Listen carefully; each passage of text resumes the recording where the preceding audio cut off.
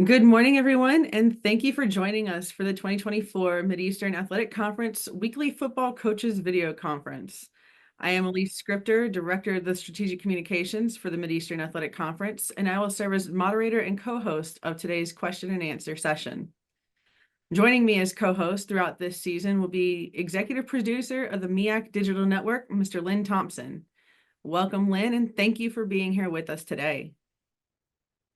Before we begin, I would like to go over today's procedures. The conference will begin with the MEAC notes featuring conference highlights, upcoming events, and weekly accolades.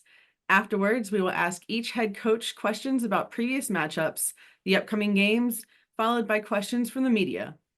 To ask a question, simply click the raised hand feature and remain muted until you are introduced. At this time, we will have Miss Abigail Weiss give the weekly notes for the MEAC. Abigail, the floor is yours. Good morning, everybody. I hope week one came off to a pretty good start. As for week two, we will start off with talking about upcoming events for volleyball. Volleyball Day will occur tomorrow, the 27th through the 28th, for a two-day media takeover where we'll be engaging with the coaches and student athletes pertaining to the upcoming 2024 season. Fans and other student athletes can join on the call through this link, streamed on multiple platforms. It'll be on YouTube, Instagram Live, as well as X and Facebook. And that would be starting off at 10 a.m. on both days. This upcoming weekend, South Carolina State will make their MEAC season debut on the 29th as they'll head to Alabama State for their match. Cross country will also kick off on Saturday on 30th. And that'll be all for this week. All right, Abigail, thank you so much for the weekly notes. Lynn, we will toss things over to you to welcome our first coach. Good morning. Thank you so much, Elise, and thank you for those updates, Abigail. While this is week two of our MEAC teleconference, it happened to be week one of football coming up this week. We had week zero games going on, and our first coach this morning joining us happens to be the 2023 MEAC champion head coach from Howard University, Coach Larry Scott. Let's talk about Howard. In 2023, they went 6-6 overall. 4-1 conference play record, earning the MEAC championship title outright with their victory over North Carolina Central. And this year, Howard is predicted to finish second in MEAC conference play in the preseason polls.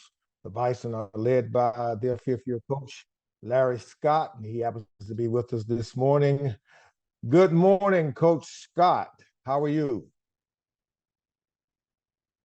I think he's... Is he on with us now yet? Joining the call momentarily. Okay. All right. Well, I know that he's anxious to get on and play somebody in another jersey this week because from experience, there's been, 28 practice opportunities going up against your own team, and the opportunity to go against somebody else in different colors. I'm sure that team is ready to do that. And I'm quite sure he'll be with us in just a moment as we see more media reps joining us. So we're going to pause just for a second to give Coach Scott an opportunity to come up. But a lot of excitement in Washington, D.C. For the Bison Nation as they get ready to unleash what they hope will be a journey to get back to Atlanta and bring home the title. But everybody this time of the year has the same goals, don't they? And I'm sure we'll have a lot of questions, and I'm sure the media will have a ton of questions to ask Coach Scott, as well as the other coaches who are going to appear this morning. We have Coach Scott on the call with us. Coach, how you doing this morning? Doing well. How you doing? All right, so we teed it up for you pretty good. Let me re-tee it, okay? I know you put your golf clubs up, so you can't hit them anymore until after Christmas time, probably. But you're coming off your very first appearance in a Celebration Bowl. Let's talk about that experience. What was it like for you and the team, and did it inspire you? I know your goal is to get back, and to finish the job. Let's talk about that and how much of that is going to serve as inspiration for this year for you and the Bison. Oh yeah, absolutely. So that is the absolute goal, year in and year out for us here at Howard. And now that we know that what we're capable of doing, that's become the standard of what's expected and what we talked about as far as our goals and expectations here, is to put ourselves in position to be back and get back to that opportunity. What it was is it's an opportunity to, as you build a program, right, guys got to start to believe that they can win. And winning is, has a process. And you have to be willing to endure what that process is and what it takes to build a championship type of caliber program and win. And obviously, we've had a kind of a hook in us all summer and all off season. We felt like we left something there in Atlanta. At the end of the day, we kind of just let it slip through our hands there. And so we've kind of got a pit in our stomachs and a hook in us to make sure we do all the things that we have to do to put ourselves in the best position to get back there and really go pick up something that we feel like we left there. So. Guys had the right mindset, mentality as we've attacked our four-quarter program, starting all the way back in January with winter and going into spring ball and in summer, and truly excited about where we are right now as a program as we begin to start that journey starting on Thursday night. Okay. So you return a lot of veteran talent this year, players receiving preseason all-conference and all-American accolades, players of the year. Preseason picks. How important will that experience be for this year's run with those accolades already on the shoulders of many of your individual players? Well, we've always told guys, with success, from a team standpoint first, all these other individual, things will start to come about and start to show up. And at the end of the day, how you do one thing is how you do everything. So how we handle a certain level of success as we were building this program, and those things are important too. So at the end of the day, it's still keep the team first. It's the team. These individual accolades and all those things are great and a part of when you start to have success both on the field and in the classroom. In combination, those things are going to come. So we talk about the process of being able to handle those from a standpoint of still making everything center-based and the team being at the core of all of those things, because without the team, there will be no individual awards. Without the team success, it will be no individual awards. So at the end of the day, it's just, keeping the balance of what that is and what that's all about and predicated from. And that comes from, the core center of it being the team. So keeping the team first is what we usually build those things around, and the individual accolades and all those things after that. The team success will always takes care of itself. Okay. Coach, you had a long, hot summer with about 28 practice opportunities against yourselves.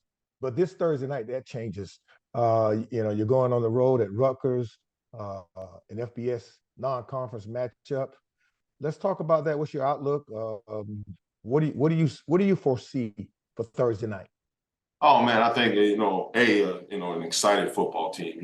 When you come out of preseason camp and you've had a long off season and all those type of things, you want guys to be juiced up and excited about going and having an opportunity to play football. And what a great opportunity it is for us. We ended the season on national television in the Celebration Bowl, and how exciting is it to get to open it up in the opening weekend of college football on a Thursday night on the Big Ten Network, on national TV. So, we want guys to feel great about coming to Howard to play football and having the opportunity of the exposure of being on national television, representing our university, representing who they are, representing the MEAC, and all those things, and what a great opportunity it is for us. So the excitement is definitely building around here. And when we can build on, the experiences we can take from last year as we get ready to approach this game, a lot of the same sentiment was said about us and what we're going on the road to do when we went to play a team like Northwestern. And lo and behold, we found ourselves in the middle of a ball game there and only dropped by 3 points.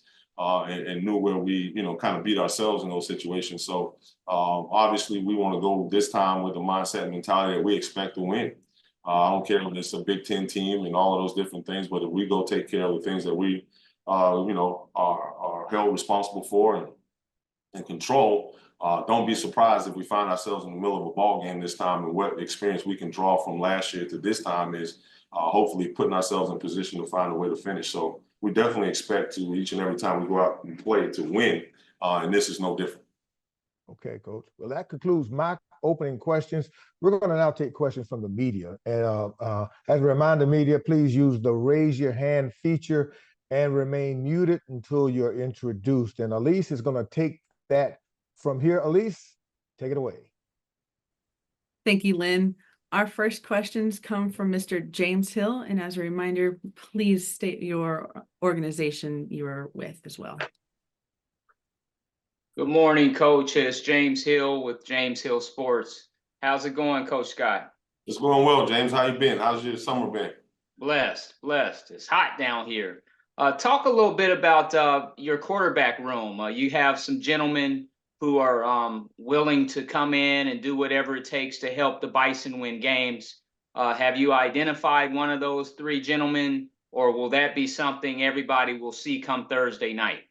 Right now, I think there'll be something everybody sees come Thursday night. The guys in the room as a whole has done a really good job, you know, from all our off-season things, you know, work, our football 101, from the meeting room to the grass and all those things. They've done a really good job in taking command and taking on the leadership roles that come with, you know, being the quarterback and being in that room. So all of the gentlemen have done a really good job. They've competed, which has kind of amped up the competition throughout the team. And you've seen that permeate in all of our rooms on both sides of the football. The level of competition has just been really, really high for us. And I think is started with how that's generated from the quarterback room and guys going out and competing each and every day. So, you know, I think we got a couple guys we've identified that are more than capable of doing it and doing it to the level in which we think can get us back to Atlanta and help us have and reach all the goals that we set for ourselves this year. So the media and everyone will find out when we run that guy out there on Thursday night. Coach, you have an opportunity to play on a national stage, up 95, up the Turnpike, and turn into what they call the birthplace of college football. But just talk a little bit about going into Rutgers. You bring in the MEAC brand, and it's a great opportunity to share, if you will, HU football with everybody. Oh, yeah, absolutely. And we have a lot of young men on our team from the New Jersey area that are super excited about it. Some of our players' parents went through Rutgers and met at Rutgers and all those type of things because they're from the New Jersey area. So it's an exciting time for them to have a chance to go up there and kind of return to home, and a lot of kids off the East Coast. So it's an exciting time for us. And I think, you know, for where our football team is and how we're comprised and been built, this is a great opportunity for us, you know, to go up and compete against a team I think that's, you know, gotten better each and every year under Coach Schiano. Back in the days, I was a part of the old Big East when I was coaching at the University of South Florida and used to duke it out with some really good Rutgers teams back in the day. So I kind of know a little bit about the brand that he's building there and how they've been building it and what it's going to look like and be like. You know, once he's kind of got his, you know, his thing back entrenched there, they're going to be blue collar, going to be a physical ball control team that is going to play football like a typical Big Ten team, going to grind it out and those things like that. So it's a great challenge for us, but I think it's one that's going to test our mental and physical toughness right out the chute, and which is something that I'm geared up to really find out about where we are as it pertains to being in that area. And I don't think there's a better opportunity for us to go find that out and go compete our tails off and let the 4 quarters play out like they're going to play out. Thank you, Coach. Have a blessed week. Thank you. Appreciate it, James. Our next questions will come from Nathaniel Henry Jr. Good morning, everybody. How you doing, Coach Scott? Nate, how you doing, man? Good to see you again. Great. Likewise. From what you have seen so far, what are some of the things to look for against Rutgers? Oh, man, just like I just said, a physical approach. You watch this team from last year. I mean, they returned a 1,000-yard running back who's a really special, talented guy. I think can probably be one of the better backs in the country. And they play a brand of football. They stick to what that is. It's going to be a physical brand of football. They're going to grind it out and control the ball, play really, really well on special teams. And they pride themselves on being a really good defensive team. So I think they have a formula for how they play and how they win and how Coach Schiano is going to build and brand that football program. And you see it come through and you know, in everything that you watch from just the culture of the program, how it's built, and how they have relied on how they play football. You watch them through the year, watch all the games. I watched every one of their games from last year, from start to finish. I know they kind of got out of the chute real hot and won some games early and kind of fizzled away a little bit towards the end of the season, but then found a way to go, come back and be a bowl team and, beat Miami at the end of the year in a bowl game. So they went into the offseason kind of riding high and excited about what they had returning, as they return a lot of starters. They lost a few guys, but they return a lot of guys that have performed top, have had top performances in the Big Ten Conference on defense and things like that. So I think they got enough positive energy to build around their offseason this year. And I'm sure they're excited about the football team that they have a chance to be this year, and excited about playing on Thursday night as we are. So I think it's going to be a heck of a challenge for us coming out of the chute. Yes, thank you. I want to apologize. I didn't indicate that I'm with the Howard University Sports Media. The next question, having said that, what are some of the keys for the Bison in this game? Oh, it's the keys to everything, right? We're going to have to go out and tackle.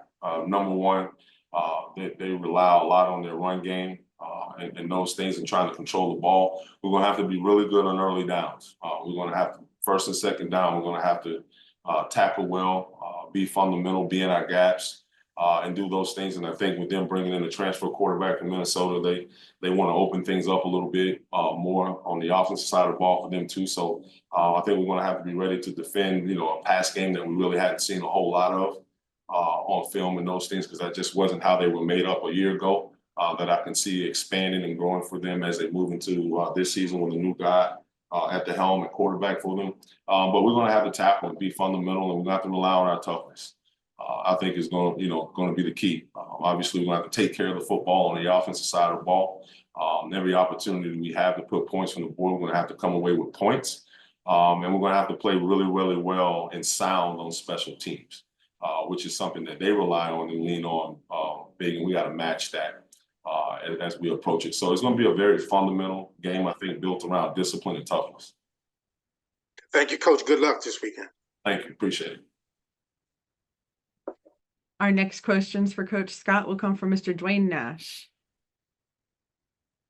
Good morning, Coach Scott. Dwayne Nash from the Yard HBCU Sports and Hero Sports. How are you this morning? I'm doing well, Dwayne. How you doing, brother? I'm doing pretty good.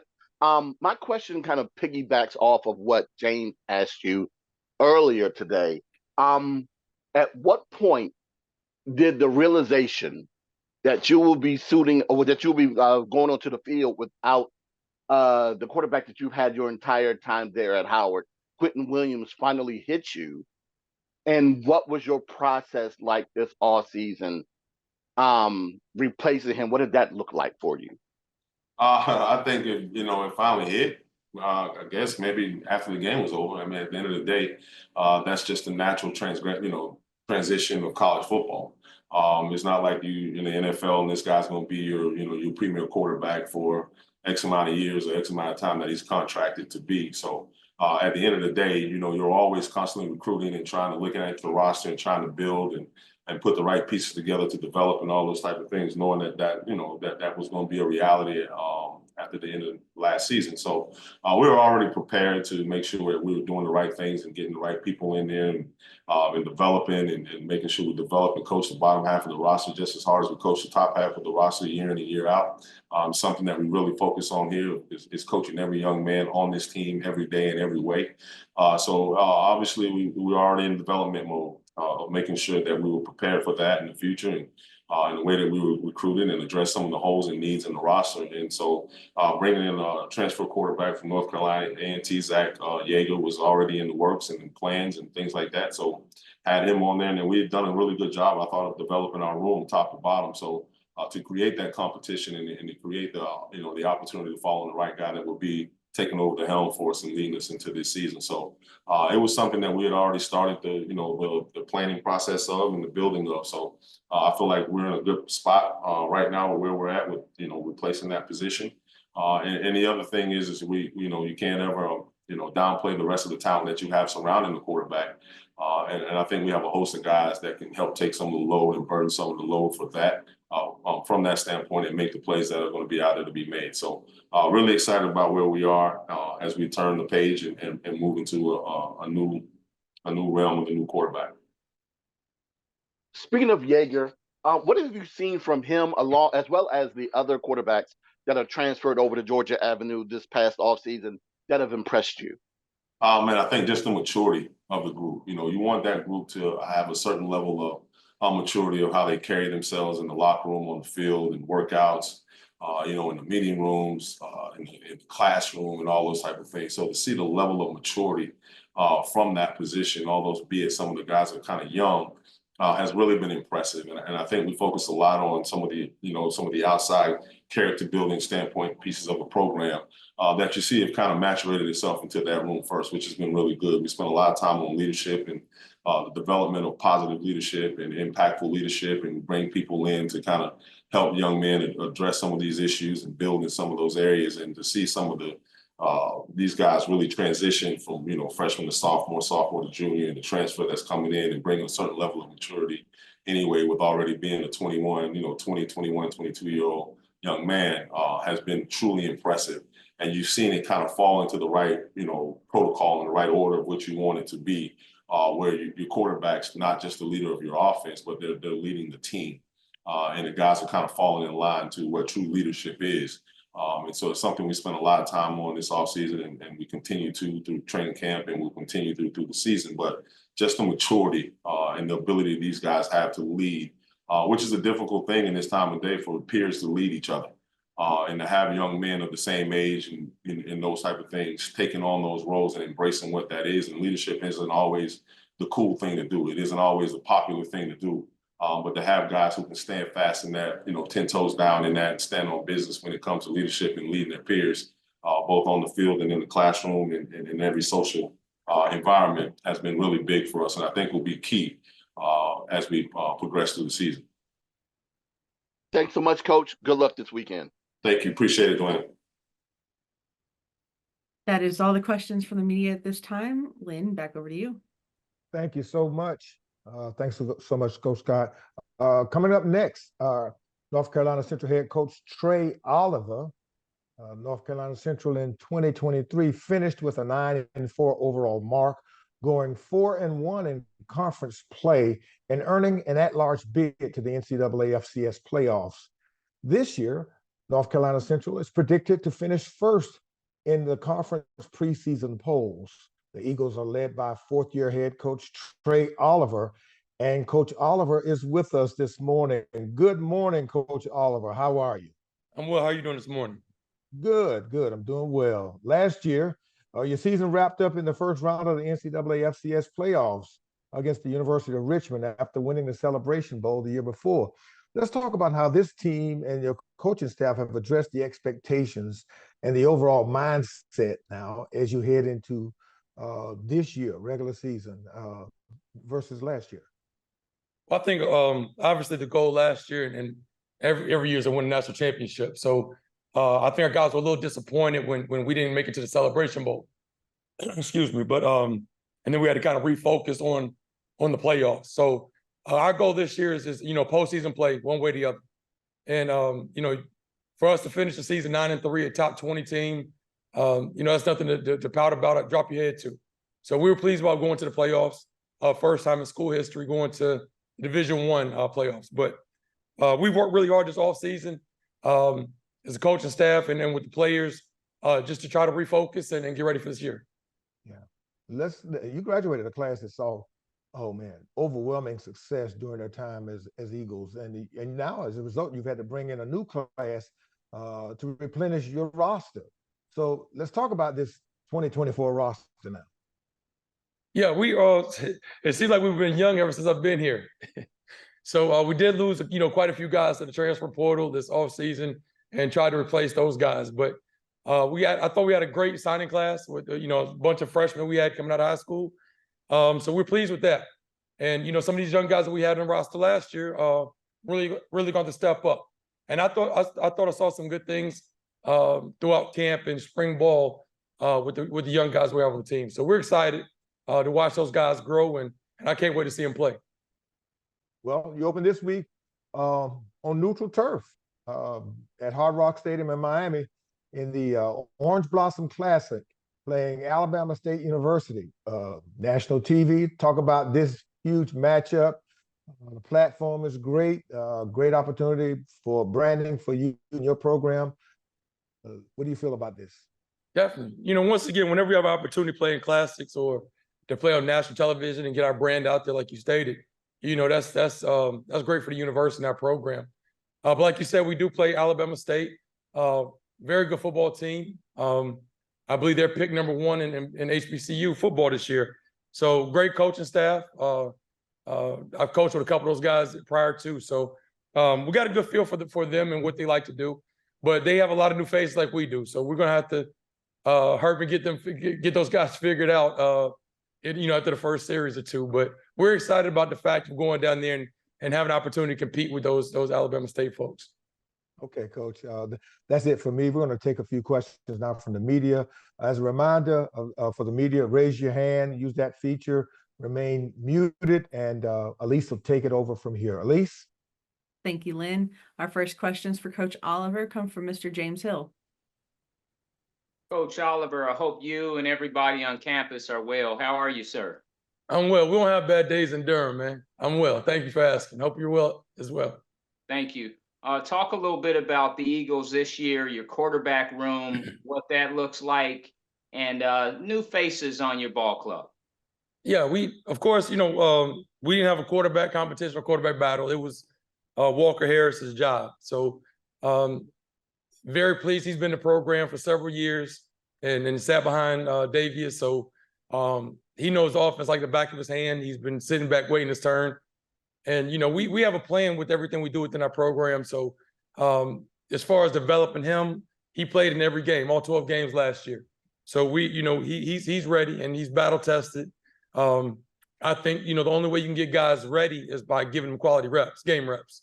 That thing's a little different than practice. So, but for him to have an opportunity to play in every game last year, really helped develop him. And I like where how he's progressed. He has, great arm strength. He's talented and makes good decisions. So as long as we can keep him from he doesn't have to make every big play. Just make the plays that come to you and don't do too much. We'll be just fine. And we have 2 younger guys behind him that are very talented. So we'll bring them along slowly but surely as well.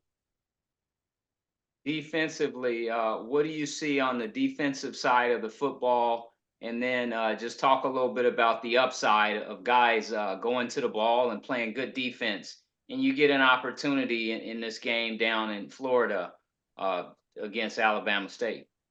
Yeah, and I think the biggest thing that we've improved this offseason, defensively and as a team, I think our overall team speed is we're a faster team than we were last year. We spent a lot of time this offseason in the weight room to improve some things defensively. I thought tackling was one area that I really want to see us improve.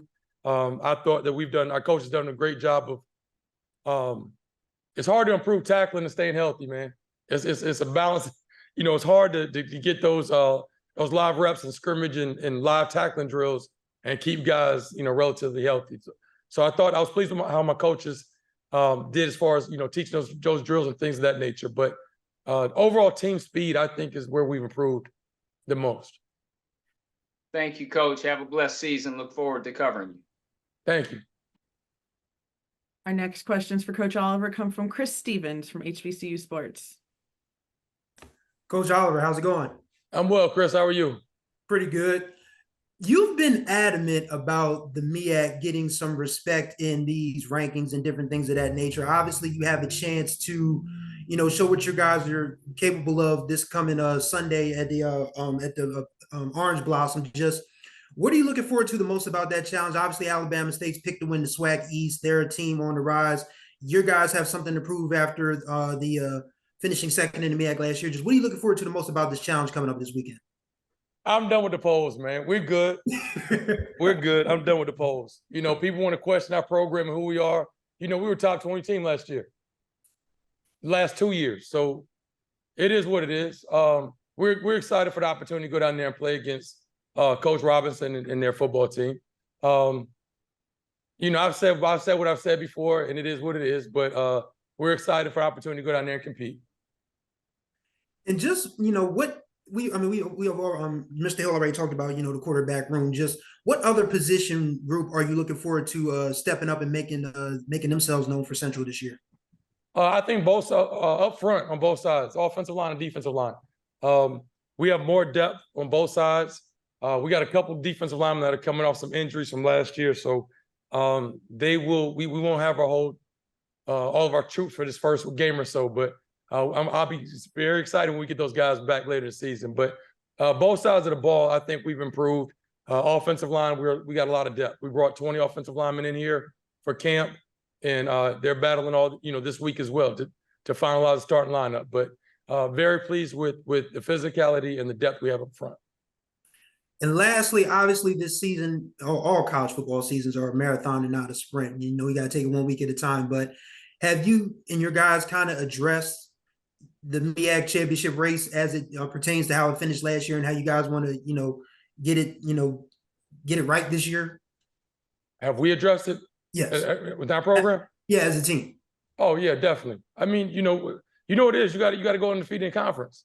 And I told you all way back, probably mid-season, we were 6-1, and I said I'd much rather be 1-6 and win out the rest of these games and win our conference. I know people thought I was crazy about that, but I mean, we had a tough non-conference schedule, and we beat a lot of really good non-conference teams. You beat a top 25 ranked Elon team. You beat a rival at their place, North Carolina A&T. We beat Campbell after we were down with them. So, we beat Mississippi Valley, Circle City Classic. So we were battle tested. We had one bad game and that knocked us out the race, but that's what it is. That going in, you gotta go undefeated in conference, bottom line. So, we're excited about the opportunity to return a lot of guys and we're still a good football program. I know we got some doubters out there now that we lost the game, but we'll be back. All right, Coach, thanks for your time. Best of luck this week. Yep, thank you. Our next questions come from Stephen Gaither. How you doing today, Coach Oliver? Well, how are you doing? Doing well, doing well. So, you said you didn't have a quarterback battle, but you're probably like one of the only coaches in HBCU football that didn't, including your opponent. Obviously you're focused on yourself, but how are you guys preparing for this game? With reporting that it's not going to be Andrew Body that's going to be the starter, film-wise and everything like that. How does that impact your preparation for what they may do as an offense? Right. Well, we've got to prepare for both quarterbacks. Obviously, the Body kid from that transfer from Texas Southern. We've watched the whole season from, I believe it was 22 and some of 23. And then as well, I think his name is Jonas, the young man, I believe Eastern Illinois is wherever he transferred from. We went back and watched a lot of film on him. Two different style quarterbacks. I think Jonas has got a very strong arm, more of a pocket passer, but big, tall kid that can really throw the football. Body's more of a dual threat guy. So we'll have a game plan for both of those guys, and just hope to slow them up. But they've got tremendous speed on the perimeter. They're skill guys. Their receiving core, they're electric. They're very explosive on the edges. So we got to do a really good job in the back end of keeping the ball in front of us. And then lastly, you're also a new offensive coordinator, but someone that you're familiar with. Coach Barnett is there at Alabama State. I guess that maybe factors into your game plan too, maybe knowing a little bit of what he likes to do. Yeah, well, we went through and watched all the film from last year from Winston-Salem State, as well as when we played them when he was at North Carolina A&T. So we watched film with two different quarterbacks in three different schools: Alabama State, Winston-Salem, and A&T. So we've watched about all the film we can watch, man. Then now it's coming down to the basic fundamentals. You got to be able to defeat blocks and tackle and get the ball down. Sounds good. Good luck down there. Enjoy yourself. Yeah, appreciate it. Our next questions come from Dwayne Nash. Good morning, Coach. Dwayne Nash from the Yard HBCU Sports and Hero Sports. How are you? I'm well, Dwayne. How you doing this morning? Man, I'm doing pretty good. you look at the matchups between the MEAC and the SWAC, since the turn of the century, the MEAC has dominated over that time. However, the SWAC is starting to close that gap, especially with the play over the past few seasons. Has that thought been in your mind as it pertains to the MEAC SWAC rivalry as you go into this matchup? Not at all. Is there any pressure for you to win this game? Not at all. I'm just worried about North Carolina Central. I'm not too concerned about the other conference teams. I'm pulling for them when they play out of conference, but I don't spend any time focused on those past records and all that other stuff. But no, and we definitely don't feel any pressure. I think the only time you feel pressure is when you're not prepared. So we don't feel pressure over here. And also, last question, the winner out of the Orange Blossom Classic out of the past few seasons have gone on to make it to the Celebration Bowl. Has that been in your mind at all? Absolutely not. Absolutely not. No, we just worried about that one game and winning that football game. There's a whole lot of meat left on that bone as far as going to a Celebration Bowl. So we don't even talk about a Celebration Bowl around here. We'll cross that bridge when we get to it. There's a lot of football that needs to be played, but we just have to go down here and play our brand of football, and we just can't beat ourselves. All right. Thanks so much, Coach. Good luck this week. Yep. Thank you. Our next questions come from Nathaniel Henry Jr. Coach, how you doing this morning? I'm well. How you doing, Mr. Henry? Great. Nate Henry, Howard University Sports Media. Coach, what are the keys for the Eagles going into the first game against Alabama State? And how do you keep your young players focused going into venues such as Miami? Great question. First of all, I think we can't make the game bigger than what it is. It's a football game. We're going to call the same plays we've been practicing all spring and all fall camp. But the keys to the game is simple. We must protect the football. We must stop the run and be able to run the football. And we have to win the kicking game. That's it. And obviously, like I said, we just can't beat ourselves. But just basic fundamentals: take care of the football, be able to run the ball and stop the run, and win the kicking game. Great. Well, good luck this weekend. Yep. Thank you. Yes, sir. That is all the questions from the media at this time. North Carolina Central will be facing Alabama State University in the Orange Blossom Classic on Sunday, September 1st at the Hard Rock Stadium in Miami Gardens, Florida, with a kickoff time set for 3 p.m. on ESPN. Coach, thank you for joining us today and good luck this weekend. Thank you. Lynn, over to you. Okay, thank you so much, Elise. We had scheduled this slot coming up, an interview with Delaware State head coach Lee Hall. As you know, the Hornets went out to Hawaii to play the Rainbows, and then in a tough 35-14 football game, the Hornets lose their season opener. Unfortunately, the coach is not with us. They are still making it. Elise, you want to give us an update on some of those details about the game and everything? Mm-hmm. Yes, thank you, Lynn. As Lynn mentioned, Coach Hull is still in transit on his way back to campus from Hawaii. Any media interested in conducting interviews with Coach Hull should make arrangements through the Delaware State Hornets Sports Information Department. If you need any of that information, please contact me or check DSU's website. The Hornets are on the road this weekend at Sacred Heart, and they will play Saturday, August 31st at Campus Field in Fairfield, Connecticut. Kickoff is set for 6 p.m. on ESPN+. Lynn, back over to you. Thank you so much. Our next interview is with Norfolk State University head coach Dawson Odoms. As you know, they kicked off week 0 in Atlanta, Georgia. A big football game, the MEAC SWAC Kickoff Classic Challenge down in Atlanta. Good morning to you, Coach Odoms. How are you? Good morning. Doing great. How you doing, Ms. Thomas? Doing good, doing good. A tough 1-point loss, 24-23 this past weekend in Atlanta to Florida A&M. Coach, let's talk about the performance on this national stage in an electric environment down there.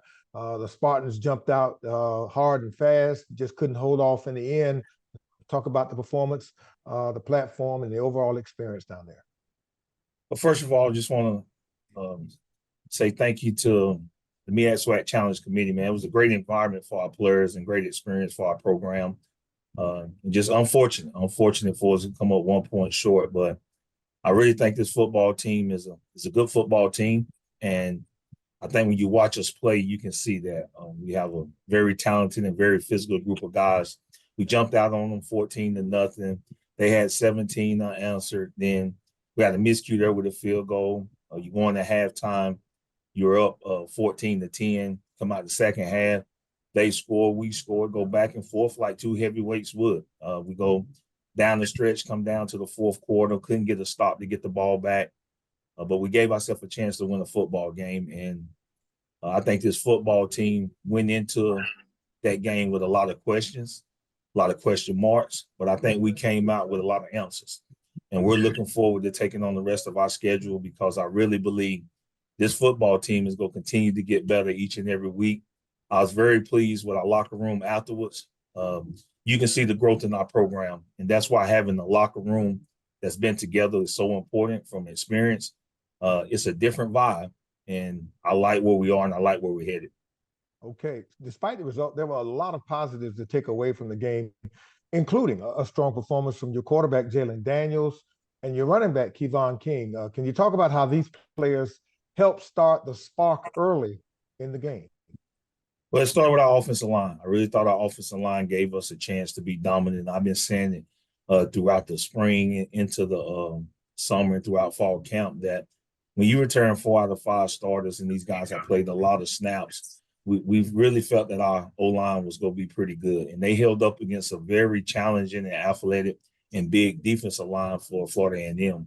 But Kevon King, he ran with better vision. This is the best he's ran as it relates to vision, seeing the block, setting it up, ran behind his pads, got downhill, and played inspiring football for us. And Jalen Daniels, his first collegiate start, he come from JUCO.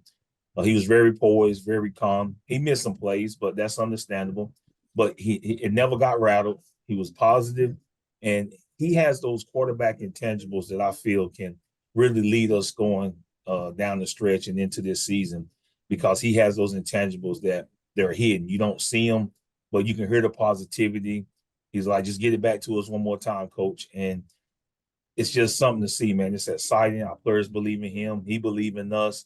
And I tell you, I've been saying that. I really believe that we got something special brewing. We didn't get win number 1, but this football team got a lot of work to do. And as we continue to get better, we feel like we're going to be in the hunt.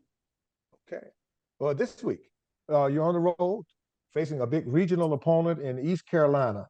Is the preparation any different when you get ready to face an FBS opponent? And what are you expecting from this matchup? Because week 2 normally shows more growth than week 1. Well, the biggest thing is, they didn't play. So they haven't played the game this year. So they've had some coaching changes, especially at special teams and offensive coordinator. So it's still some unknown there. The biggest thing is correcting some stuff that we may have made blunders on and just making sure we're better prepared for situations and just understanding the effort and speed that we got to play with for 60 minutes and beyond. And just focusing on those things this week and going over to Greenville, about a 2.5-hour ride, and just rolling this thing out. And know if we play like we capable of playing, we felt like when this season started that this schedule was going to be challenging, but we had the football team to meet the challenge. So we're excited about this opportunity to go over to Greenville. Okay. Hold on. Elise has some questions from the media. Remember, Elise, you can take it from here. Yes, thank you, Lynn. Our first questions for Coach Odoms will come from Mr. James Hill. Hey, Coach, I hope you and everybody in Spartans Nation are well this morning. Can you talk a little bit about your passing game? We see that the ground game was phenomenal, but just talk a little bit about the passing game going forward. Well, it's really take what the defense give you. And one thing I'm excited about is that I think Coach Phillips is a great play caller, but he's a patient play caller. And if you don't stop it, and that's my theory as a coach, if you're doing something somebody cannot stop it, why change? And stick with it. And we was running the football, and we stuck with that plan. And they did not stop us from running the football. We watched the film again. They played a little bit faster and a little bit fresher than we did in the second half. but we still was running the ball for 3 and 4 yards at a pop. And my thing is to him is that don't take your foot off the gas. And when we had to throw the ball, you can clearly see that Jalen Daniels can spend it with the best. We just didn't have a whole lot of opportunities, and when we had opportunities, he completed the ones that we called. But we ran the football because they was giving us opportunities to run it. But we have a passing game, and we have receivers that can make plays. But we just hung our hat on what the defense was giving us. Coach, ECU, you have a great opportunity to play another game and go in there and share the MEAC brand and obviously Spartans. But just talk a little bit about going in there and looking to get a W and complete the game. Well, exactly. I think that's why you play. And I told this football team from day one, there's not a game on our schedule. We're not coaching to win. We go get these guys prepared to play. They know that today is Move On Monday. We're going to have our meetings, correct our film, go out, get a good solid walkthrough in, introduce ECU, and get ready to play some football. And I think these guys are ready for the next challenge. We know we got to do some things a little bit better so we can change the outcome. But as long as we play with the effort that we put on display, we feel like we're going to be able to play in every football game. And we're going to continue to improve that effort because this football team understands what we hang our hat on. And our discipline is right where it needs to be to start the season. It's going to continue to get better. I was very pleased with how we played. Very few penalties is a great indicator of your discipline. We made some mistakes, but we'll get better. And we're looking forward to that challenge in Greenville. Thank you, sir. Have a blessed week. Thank you. Our next questions for Coach Odoms come from Mr. Chris Stevens. Coach Odoms, Chris Stevens, HBCU Sports. How's it going? Going great, Mr. Stevens. Obviously, your guys were able to control the line of scrimmage on both sides against a really good Florida A&M team. Just how encouraging is that of a sign for this team heading through the next 11, 12 weeks of the season? Well, trench warfare is something we say that's what games are won. And we challenged our O-line and said, you know, they have one of the better defensive tackles in the country playing for them. And I thought our guys held up.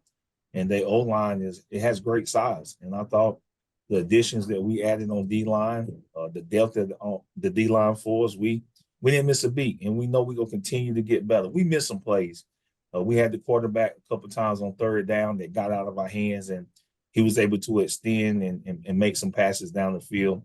But these guys understand that we're pretty good. We're pretty good on the O-line. We're pretty good on the D-line.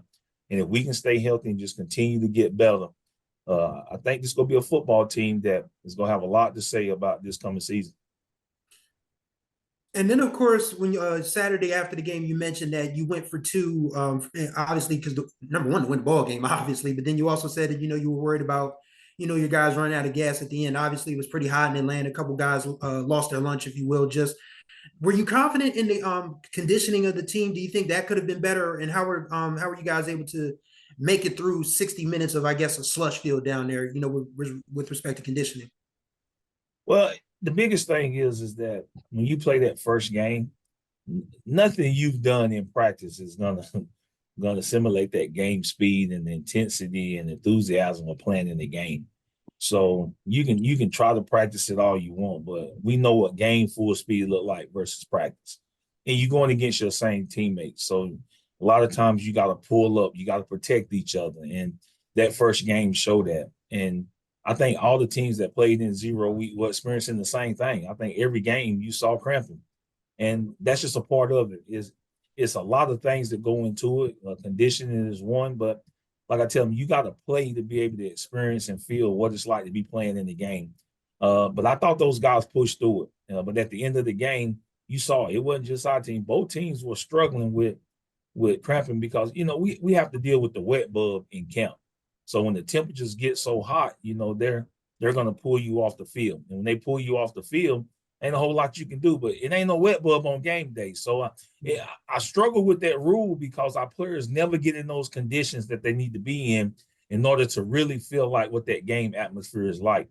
I understand it's for the safety of the player, but there is nobody coming out there saying on game day it's too hot to play. But you hear it all the time in practice. Can't do this, take this off, do that.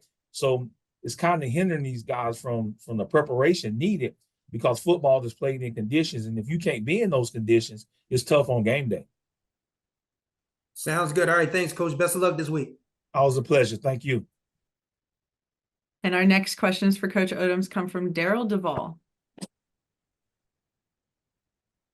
Coach, how you doing today? Doing great. Thank you for asking. How you doing? Pretty good, pretty good. Nice day, and I'm in Texas. Hey, I just wanted to touch base with you. From looking from what y'all did last year to this year, I think y'all did a great job. Your running back did it, and this pretty much is just saying your running back did a real good job. Your quarterback did a good job.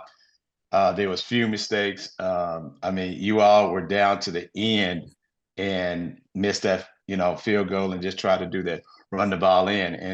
And that I'm hoping that game basically inspired your students and your student athletes to take it to the next level for the next game, because they did a real good job. I just wanted to say that. Well, appreciate it. I thank you for that. Anytime you play, you want to play clean football, because that's a testament to your coaching staff and the players about the program and the buy-in. The biggest thing is no turnovers. Our offense didn't turn the ball over any. 5 penalties or less is what we hang our hat on. No unsportsmanlike penalties. No stuff after the whistle. In both teams, man, we put on display that not only do we play good quality football at HBCUs, but we play a brand of football that people can watch. And you know how the perception is, but I was glad on the national stage that we denounced the perception that we're undisciplined, that we're this, we're that. No, we're young men playing college football just like everybody else in the country, and we do it a certain way, and we have a style in which we do it with, and we do it with discipline, we do it with class. So whatever perception they got of us, I was glad on national TV they got a chance to see a really entertaining football game and watch young men represent both institutions with high class, man. And I take my hat off to Coach Cozy, man. Him and his staff, they did a good job. And hey, that's that. 1 point loss, it's a loss, whether it was 10 or 1. And we got to figure out how to taste winning, and that's what today is all about. Well, good luck in the next game coming up this week. Appreciate you. Thank you. You're welcome. And our final questions come from Ty Miller. Ty Miller with the Power News Radio Network and Black College Football Weekly. How you doing? Doing great, Mr. Miller. How you doing? I'm good, Coach. Coach, I watched your team, watch you as a coach for several years, and watching the game this past weekend, it looked to me like a Dawson Odom team similar to the ones I've seen in 2016 and 2017. How close are you to being back at that level? Well, I really think we're there. I really think that the program has taken a full turn of what I'm visualizing that program being and how we visualize and playing. I think that vision is there, and you can see it. These guys, 60 minutes and beyond, you can see the effort, you can see the discipline, you can see the attention to detail, and it took some time to get there. But I think this football team has the character of what football teams that I've coached in the past look like. And it starts with that quarterback position, just having the right piece at the quarterback position, the right demeanor, the right personality, the right leadership, and everything else is going to fall in place. And once that side of the ball has it, then you got leaders on defense, man. We got guys on defense that have been with us for 2 and 3 years. And as you can look at it, we still don't have a lot of seniors. So we feel like this year can be special to really start this program going in the right direction. And that's why that was such a tough and disappointing loss for us, because I really thought these guys felt like they could go to Atlanta and win a football game. It wasn't no doubt in my mind that we didn't get on that bus to win that football game. And I know from the time we finished camp and when we started the season, started preparation on FAMU, you could sense something about this football team. And the way we played showed that we are going to be something that people are going to have to take notice of, because I really do believe that the best is in front of us. And once we get there, there's no going back. All right, Coach. Thank you, and good luck this weekend. Thank you. That is all of our questions from the media at this time. Norfolk State takes on East Carolina University on Saturday, August 31st at Dowdy-Ficklin Stadium in Greenville, North Carolina, with kickoff set for 6 p.m. on ESPN+. Thank you, Coach Dawson, for joining us today. Good luck this weekend. And Lynn, back to you. Thanks so much, Elise. Our next interview is with South Carolina State head football coach Chennis Berry. In 2023, the Bulldogs finished 5-6 overall, 3-2 in conference play. And this year, the Dogs are predicted to finish 4th in the MEAC preseason polls. The Bulldogs are led by first-year head coach Chennis Berry.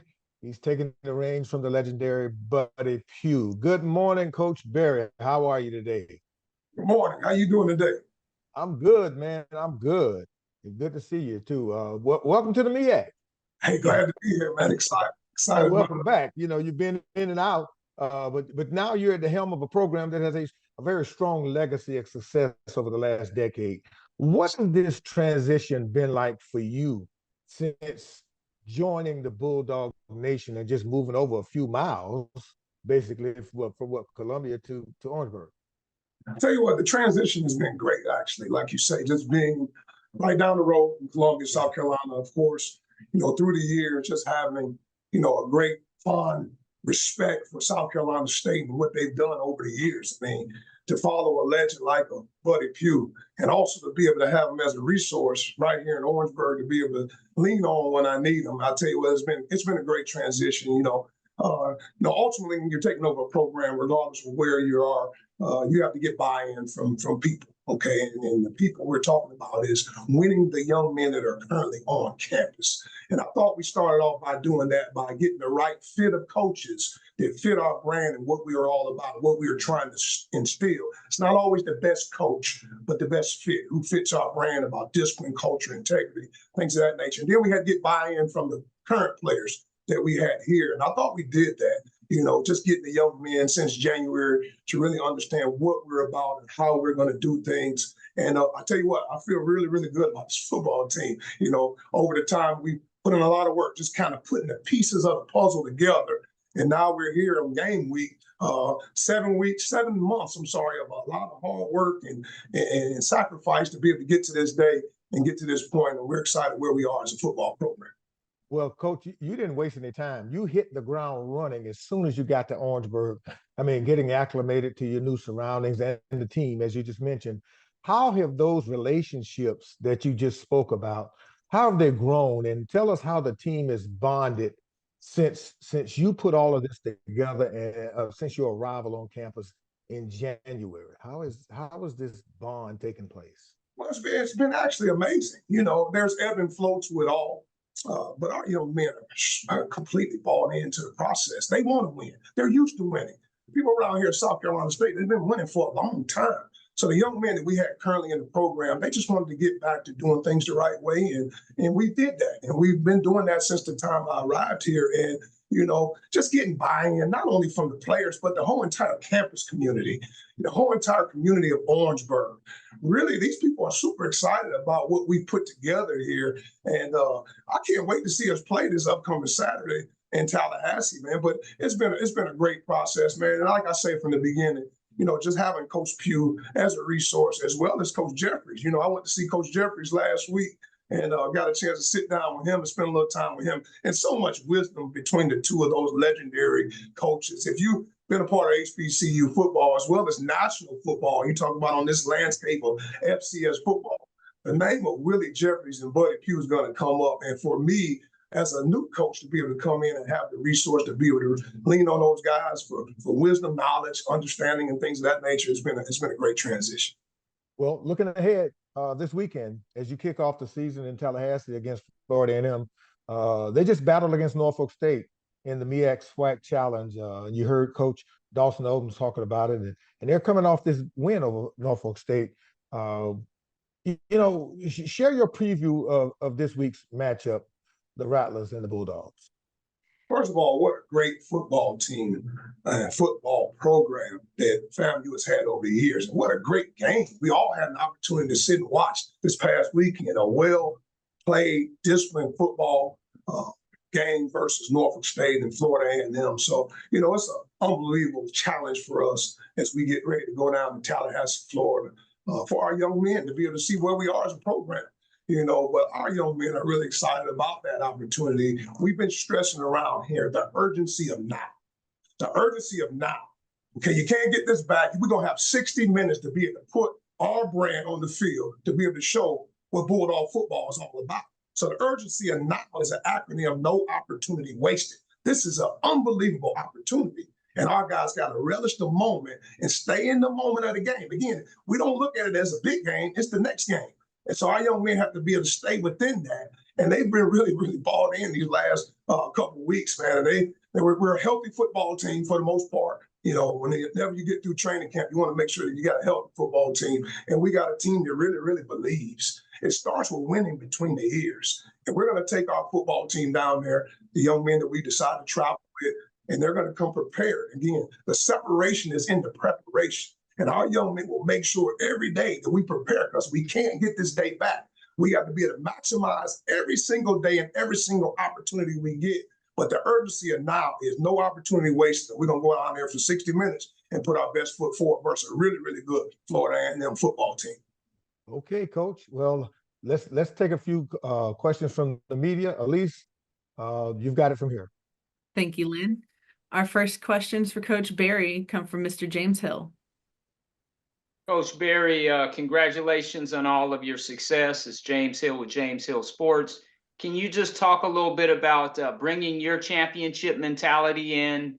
You're a winner, and again, you're following some legends, and you're one of the greatest coaches too.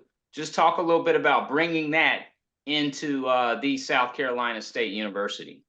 First of all, thank you for the acknowledgement, and hello to you as well, man. All is well here in Orangeburg, South Carolina, as we get ready to prepare for game week. But I tell you what, just bringing in our culture, man. You know, half the battle is building your culture. And culture for me starts with discipline. You have to have discipline in all that you do. And that's just not on the field, but it's in the classroom, you know, all the things that we do, because it's going to translate to the football field. You know, if you have discipline off the field, we know that third down is coming. It's inevitable. It's the game of football. So you want discipline on third down. You want discipline in the red zone. You want discipline on the field. So you have to be able to, so our young men each and every day to have discipline off the field, getting our study hall hours, making sure we sit in the first 3 rows of the classroom. All that matters. And now it's to the point where we always talk about being coach-led, but player-driven. Our players drive the ship. All right, so when we put together our leadership council, which I meet with every week on Mondays. Matter of fact, we have a meeting today at 4 o'clock. I just get a pulse of the team, get a pulse of each room. And I tell you what, we have a team that's really, really believing and really, really bought into the process. And it's about the process. Falling in love with the process of becoming great. We don't look at the end goal in this program. You know, notice I keep saying program. We don't want a good football team. We want a good football program that wins consistently year in and year out. We don't worry about the end goal. We just focus on winning the day. And anybody that knows me, all I ever talk about is just going 1-0 every day. Don't worry about Saturday. Saturday ball's gonna kick off at 6 o'clock. All right, it's gonna kick off at Bragg Stadium. But let's worry about winning the day. Let's be the best we can be on this Monday. And if we can win the day and continue to stack days, we like our chances when we go down to Tallahassee this upcoming Saturday. Coach, talk a little bit about your roster and the team that you're able to put together and go into a Bragg Memorial Stadium and compete in a game that many people used to watch as a MEAC game. But just take us into your team and some of the players that you look forward to putting out on the field. Okay, well, I'm super excited about this football team. You know, anytime you want to build your program, it better start from inside out. All right, so for me, it's about the O-line, D-line first and foremost. Anybody that knows me, that's where I cut my teeth my whole entire career, in the trenches. And, you know, it's a blessing to be able to come here at South Carolina State and have all 5 offensive linemen returning as starters, man.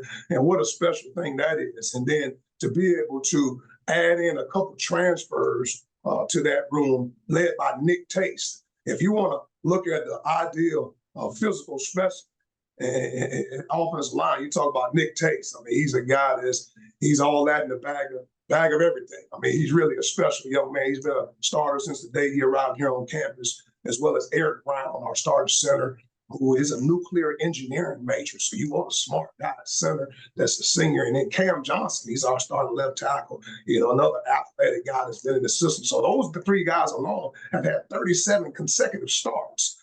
What a special day that is when you have big guys up front that understand the mission. Then we have Big Trey Franklin, another 6'7", 330-pound right tackle. He's a guy that moves people, and we're excited about him. And then we have, like I said, we brought in some guys up front. And then obviously with the defensive line, we have 16 guys that we feel like they can play in a rotation at all times. We probably won't get to 16, but we have some guys we've established some depth on that defensive line, and especially early on in the season, like week 1, well, like you saw in the game with the Florida A&M and Norfolk game, there's going to be some cramping, there's going to be some guys. So we have to have what we call a pitch count. A certain amount of reps these guys are going to take. We don't want guys to play 70 or 80 snaps. We want a guy to give a great 30 snaps, great 40 snaps, great 20 snaps. So we have to do a good job of matching that. And then, any level of football, from Little League football to the NFL, you better have your quarterback. And we're fortunate to have a really, really, really good one that has a great understanding of what we do and how we do it. His name is Eric Phoenix. He transferred to us from Murray State University, but he was also my starting quarterback for 2 years at Benedict College. And to have him as a dual threat quarterback that can really spin the ball as well as, keep plays alive with his legs. And, I'll tell you what, he's a special talent. And we also have another guy by the name of Ryan Stubblefield, who transferred to us from Incarnate Word, who also is another dual threat guy. So you better have 2 if you want to give yourself a chance. And excited about those guys. And again, I can name guys on and on and on, but I'll end it with just talking about our middle linebacker, Aaron Smith. I'll tell you what, Aaron Smith is as good as they get. You better have them guys up front ready to rock and roll. And he's a legitimate prospect. He looks the part. He loves the weight room. He's smart.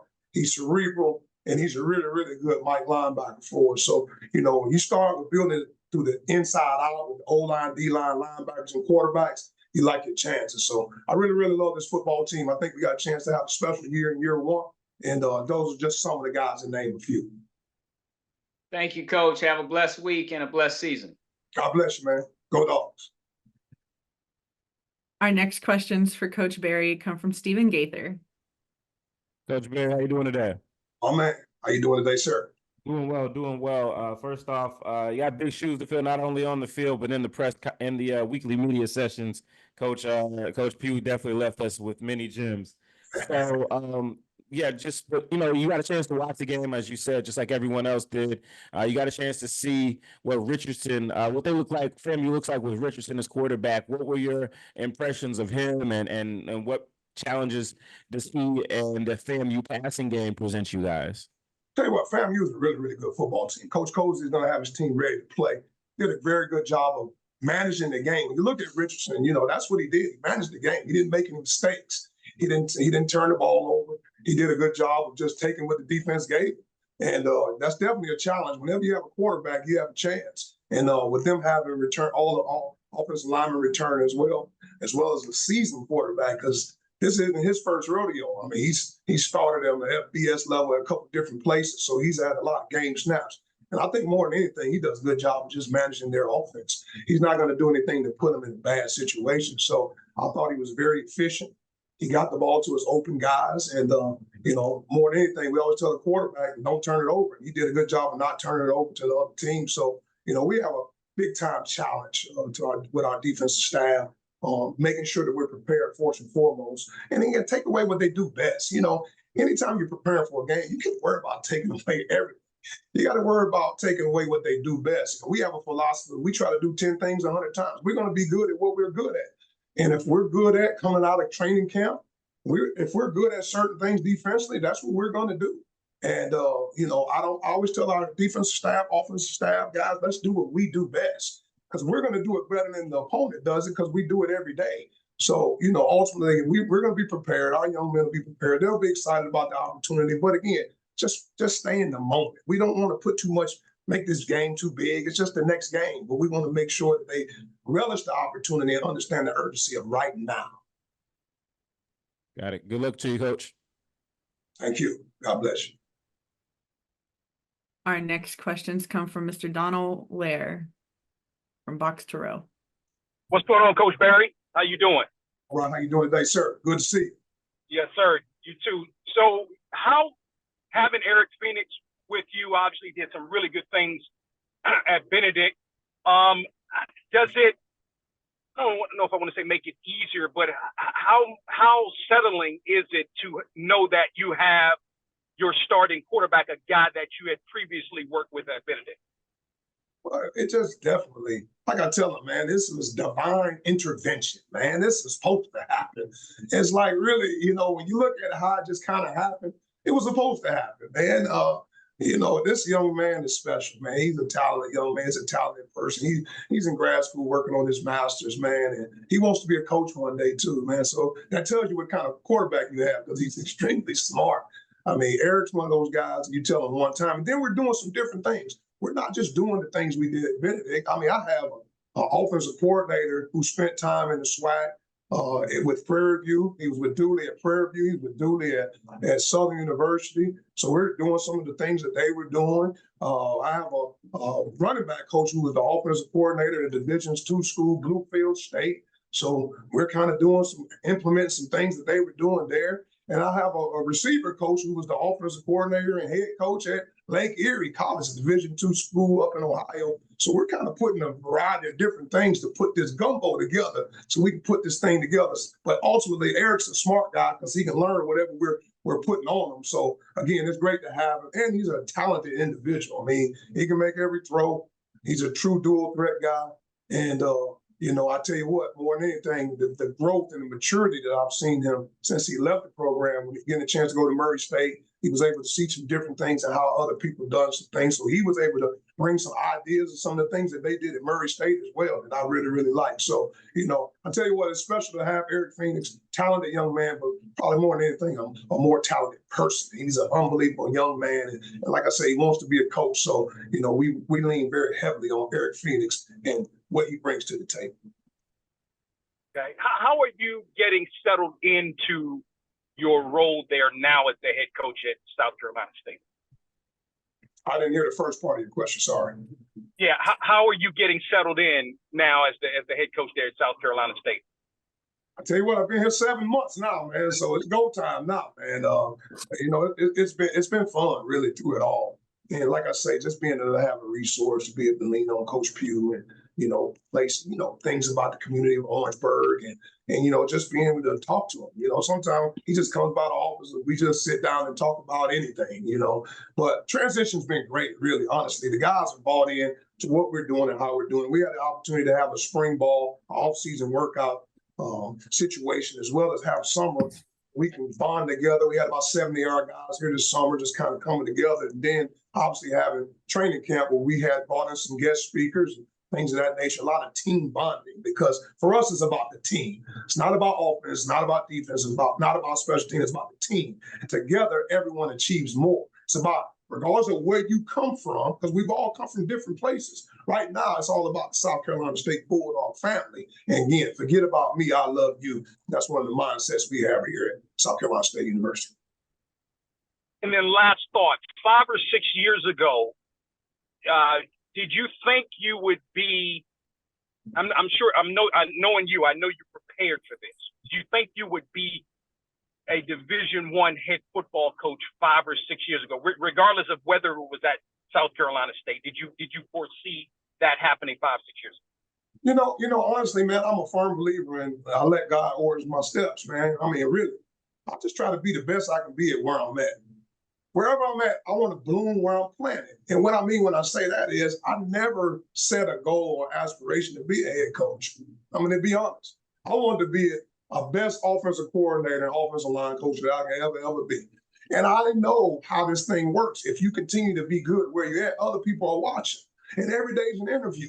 I know that I was prepared. I was under great leadership of former head coaches that I've been around, including Dawson Odoms and, myself, Dawson Odoms, and Trey Oliver. We worked together on the Southern University staff, and now we're all head coaches in the MEAC. We won a lot of games there, man. I got a chance to work for Gary Orrell at Howard University, got a chance to work for some great people. And, I tell you what, I was always prepared for the moment, but was never worried about the next job. I just wanted to be the best I could be at the job I had. And at the time, I was a OC, O-line coach, which a lot of times that doesn't happen. A lot of times they give the OC play calling jobs to the quarterback guys, man. But I was one of the few offensive line coaches and play callers in America for the last about 15 years. So, ultimately, man, I'm just grateful for the opportunity to be the head coach now at South Carolina State University. I've been following South Carolina State for a long, long time, as a player and as a coach. And I've been knowing about the Bulldogs and the tradition. You talk about 18 MEAC championships, man.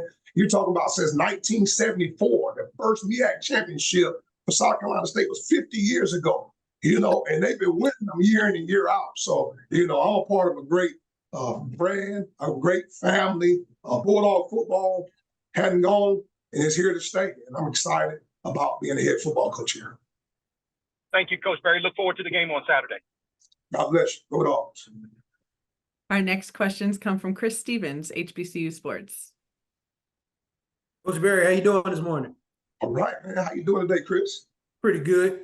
Obviously, I just want to piggyback off of what Donald said. Obviously, you've been on campus since January, and then, of course, game day is Saturday. Just have you had much time to just sort of think about you mentioned your journey just recently, just now, where you've been as a OC, O-line coach, head coach at Benedict, leading that team to 2 undefeated regular seasons. Have you had much time to just sort of like think about what that moment's going to be like when you hit the field on Tallahassee on Saturday? Excited. I mean, I'll be lying to you if I didn't say I was excited. I'm more excited to see our young men go out and play, and our coaches go out there and coach. We're going to be prepared. We'll be ready to go. Probably more than anything, just excited to see our guys go, man. Like I say, they're chopping at the bit. We've been hitting each other for a long time, man, and we're gonna get an opportunity to all the work. I tell our players and our coaches, man, you plant the seed. When you plant the seed of your program, now you just plant the seed and you put the water on it. You put the water on it, all right? You make sure and you watch it, you see it grow. Now it's harvest time. It's harvest time now. So it's game week, man. Everybody in America, I tell guys all the time, man, 50% of the teams in America are going to be 1-0, and 50% of the teams in America are going to be 0-1. Decide which side you want to be on. So get your mindset ready to go. The urgency is now. Let's go find a way to go 1-0. Is there any, obviously you mentioned that, you return all your offensive line, you have the quarterback that you want, you have a linebacker, you feel that's a pro prospect. Is there any other group that we should look forward to, making an impact on the field this season? I'll tell you what, man, our running back room is special. There's some guys that can knock the iron across the tee. We feel like we're deep at that position. They're physical running backs. They're electric running backs. We have a young man by the name of DeAndre Duhar, who transferred to us. He's a physical back. He's 225 pounds. He's downhill. He can make it happen. We also have KZ Adams. KZ Adams is the second leading rusher in the history of South Carolina high school football. I mean, he transferred to us from Georgia State University. He played at Great Collegiate. He's amazing. Tyler Smith. Anybody know about South Carolina high school football? Gaffney High School is a powerhouse program. I mean, this young man is a running back that power cleans 345 pounds. So when you talk about the running back room, man, I tell you what, it's a special room, and I can't wait to see those guys play. But they're physical running back. They're elusive. They can protect. They can get out in the running game. They can pass. They can catch the ball out the backfield. So exciting group, and also have to touch on our wide receiver room, man. They're explosive as well. We got some guys that we feel like that are really, really home run hitters. But, at the end of the day, they're going to have an opportunity on this upcoming Saturday to show what they're all about, regardless of where they're from and where they've been. Ultimately, it's about when that ball kicks off at 6 o'clock this upcoming Saturday at Bragg Memorial Stadium. Appreciate your time, Coach Berry. Best of luck this week. God bless you. Go Dogs. Thank you. That is all of the questions from the media at this time for you, Coach Berry. Thank you so much for joining us. Thank you for having me. South Carolina State is at Florida A&M this Saturday, August 31st at Ken Riley Field at Bragg Memorial Stadium in Tallahassee, Florida, with a kickoff time of 6 p.m. on ESPN+. Good luck to the Bulldogs. And Lynn, back to you. So much, Elise. Our next interview and final interview this morning is with Morgan State University's head coach, Damon Wilson. In 2023, the Bears finished 4-6 overall, 3-2 in conference play. And this year, Morgan State is predicted to finish third in the conference preseason polls. The Bears are led by Damon Wilson, and he's entering year 3 as the head coach in Baltimore. Good morning, Coach Wilson. How are you today? I'm good, Lynn. How are you doing, brother? Good, man. Good. It's said that in year 3, things begin to click. So this is your junior season as the head coach of the Bears, and you've had 2 years for you and your staff to learn the playbook and get used to the way things are run. What are your expectations now going into year 3 at Morgan State? I'm excited. I'm excited about the guys that we have. The coaches did a great job in recruiting, and the guys that we have here in the program have done a great job buying into the program. And we're excited to get out here and compete against Hampton this upcoming Saturday to kick off 24 season off. Well, several of your players have picked up preseason accolades and have been named to various preseason watch lists, especially some athletes from your defense. So how do you get those players to focus into heading into this season and not let these awards and accolades affect their play? I think Coach Sewell and the defensive staff, they do a great job keeping those guys level-headed. We always talk about getting back to neutral. So, you know, if you got a preseason accolade, that's great accomplishment. But at the end of the day, you want those accolades at the end of the year. Those ultimate team accolades is really what we're shooting for. But the young men that you're speaking about, they have a positive mindset. Those guys understand the importance of coming out and competing and practicing hard every day and being prepared to play on game day. So we don't have a difficult time at all keeping those guys level-headed. Yeah. Well, you open the year this weekend with a road game, non-conference road game, but against a very familiar foe in the Hampton Pirates. Let's talk now. Let's dive into that matchup. Let's give us your spin on things. Looking at film from last year, watching Hampton, a physical ball club, you know, very big offensive line up front. They get after pretty good with good running back, good quarterback play. And they have some receivers that are exceptional downfield. Defensively, their attacking style defense, you know, they'll bring various coverages and various fronts that you must address. And I'm looking forward to a very physical football game. You know, I think whoever's the most physical out at the end of the day will have success. You know, it's first game of the season, so we talk about discipline and those pre-snap penalties and that sort of thing. Turnovers, all those things are important when you're talking about early on in the college football game. Okay, Coach, thanks so much for that. That's it for me. I'm just setting you up for the rest of the media. And Elise, you take it from here and let's get those questions rolling. All right, thank you, Lynn. Our first questions for you, Coach Wilson, come from Mr. James Hill. Hey, Coach, I hope you and everybody in Baltimore are well. How are you, sir? Doing well, Mr. Hill. How about yourself? I'm blessed. I'm blessed. Great. Talk a little bit about the 2024 Morgan State University Bears football team. So far, what you see and the kind of talent you guys have in-house. Well, I think, you know, defensively, we're returning 7 out of 11 starters. Offensively, we're returning, I want to say 8 out of 11 starters, but we implemented a new offense this past spring. The guys are really getting comfortable in that system. We want to, you know, let Todd Smith take the first snap at QB. He's earned the right to do that, and he understands he needs to get the ball in the playmakers' hands. And special teams, our kicking game, I think, has improved tremendously from last year, even though I think we were a very formidable kickoff unit or kickoff special teams unit, but we added some more pieces there in our return game, and we have some guys that I think can be game changers. Coach, the HBCU brand, talk a little bit about the significance of these games. And again, these two brands here have been around for a long time, the 1800s. You look at Morgan and Hampton, and this is big time. Indeed, that's going to be an exciting game Saturday. But I think, you know, our brand of football was really displayed well over the weekend with regards to the game that was on ABC. I think both universities did a great job displaying the competitive nature that you have here at the FCS level in the MEAC and in the SWAC. And I look forward to carrying that over, you know, this upcoming weekend. Hampton is in the CAA, a very competitive conference, but they're their old MEAC team. So we look forward to playing those guys. As you mentioned, there's a lot of history here. We haven't played them in a few years, and I haven't played them at all as a head coach. So we're excited about the opportunity. Thank you, sir. Have a blessed week, and we look forward to covering you this season. Yes, sir. Thank you. Our next questions for Coach Wilson come from Chris Stevens, HBCU Sports. Coach Wilson, how you doing this morning? I'm doing good, Chris. How about yourself? Pretty good. Obviously, last year was a year that, you know, saw you guys go through a lot of adversity with regards to close games and then, of course, losing homecoming because of an unfortunate circumstance. Just how do you gauge the temperature and the attitude and the approach of this team coming into 2024? Good question. I think these guys are pretty excited. You know, this is the first year we've been together as the 24 team. So things that happened last year, you know, we're not really dwelling on those, but I think that's a necessary part of the process to get to where you want to go. You don't win ball games until it's time for you to win ball games, and you go through some of those tough or close losses. Now we understand that it's going to take us to do the little things right to get on the other side of that scoreboard. But like you said, we were in some very tough football games last year, played a very tough schedule, conference schedule as well as non-conference schedule, doing something similar again this year. So it's important for these guys to have success early.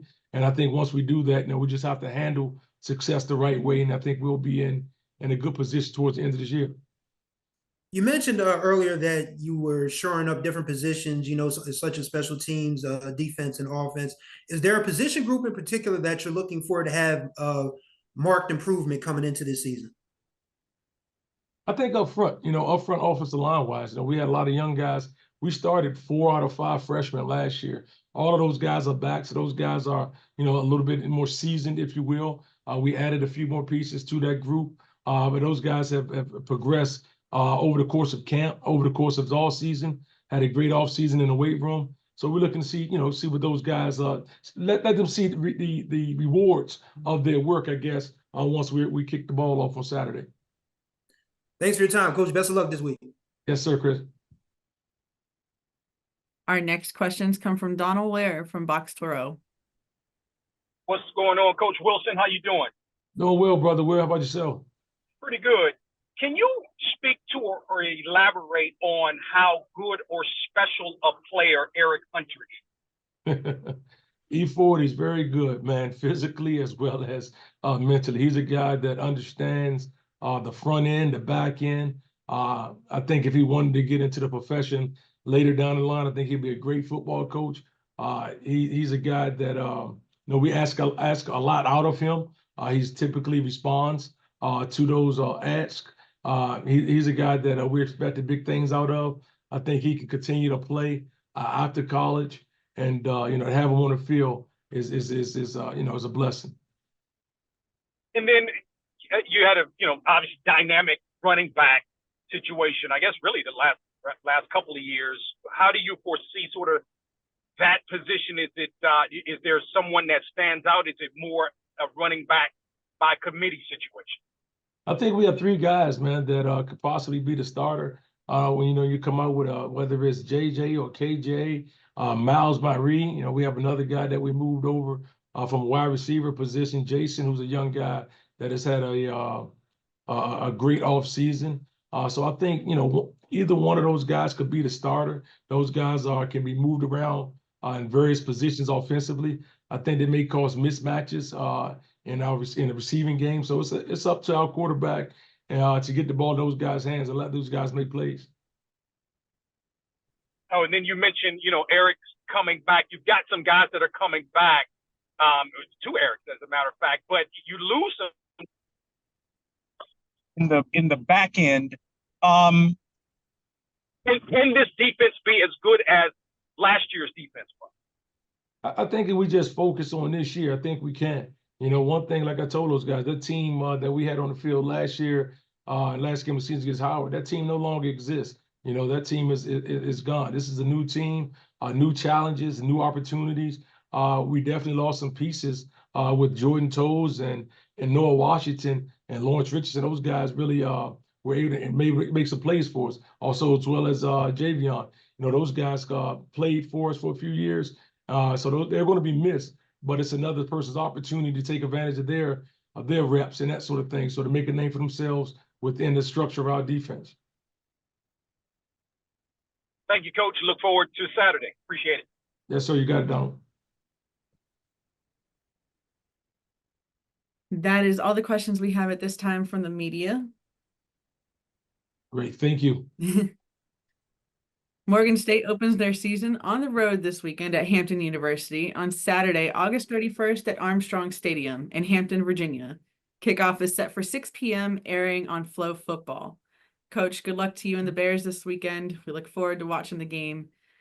This will conclude the MEAC Weekly Football Coaches video conference.